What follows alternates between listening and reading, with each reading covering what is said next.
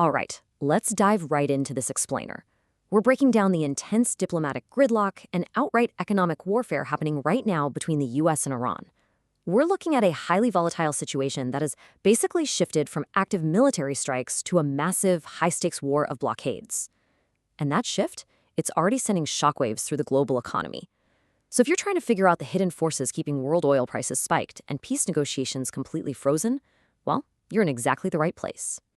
We have got a ton of ground to cover today. Here is our roadmap for unpacking how this military action morphed into a global economic standoff. We'll briefly look at the fragile ceasefire, weigh the competing peace proposals, zoom in on the nuclear red line, analyze the dual blockades, and finally ask if there's actually a path forward.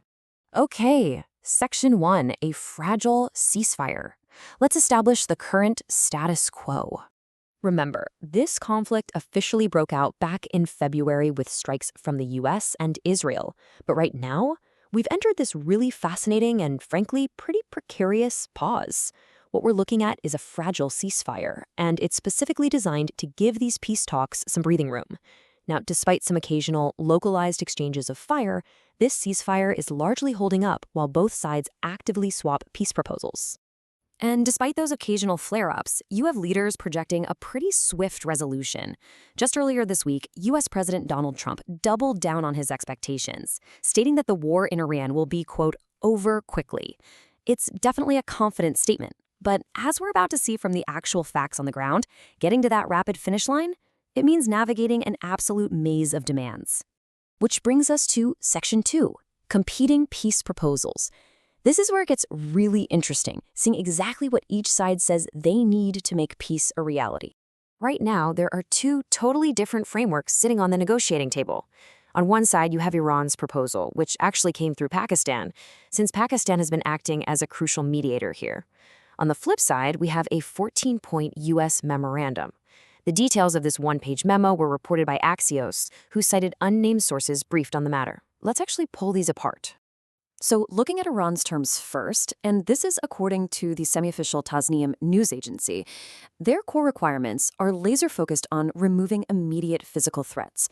They are demanding three main things: an immediate end to the war on all fronts, a total halt to the U.S. naval blockade, and rock-solid guarantees of no further attacks on Iran. You can see their posture is entirely about stopping offensive measures right now. They're prioritizing immediate de-escalation over any kind of long-term structural change. Now, the U.S. memo, it hinges on a completely different set of rules. Reports showed this memo demands the suspension of Iranian nuclear enrichment. In exchange, it offers to lift sanctions, and, this is absolutely crucial, it demands the restoration of free transit through the Strait of Hormuz. Now, sources also note that a lot of these U.S. terms are completely contingent on a final overarching agreement being reached. So, do you see the disconnect here? Iran is asking for immediate physical safety, while the U.S. is demanding major structural and economic changes. It's a fundamental mismatch, and it perfectly explains why bridging this gap is just incredibly difficult. Let's move to Section 3, the nuclear red line. This is where we see those proposals collide with severe diplomatic friction. Because those proposals we just walked through, they are slamming headfirst into some very hard limits set by national leaders. Take Israeli Prime Minister Benjamin Netanyahu. He has drawn an absolute line in the sand regarding Iran's nuclear capabilities. In an excerpt from a CBS 60 Minutes interview, Netanyahu bluntly stated, "There's still enrichment sites that have to be dismantled." He made it clear that Iran's stockpile of enriched uranium literally has to be taken out before this war can even be considered over.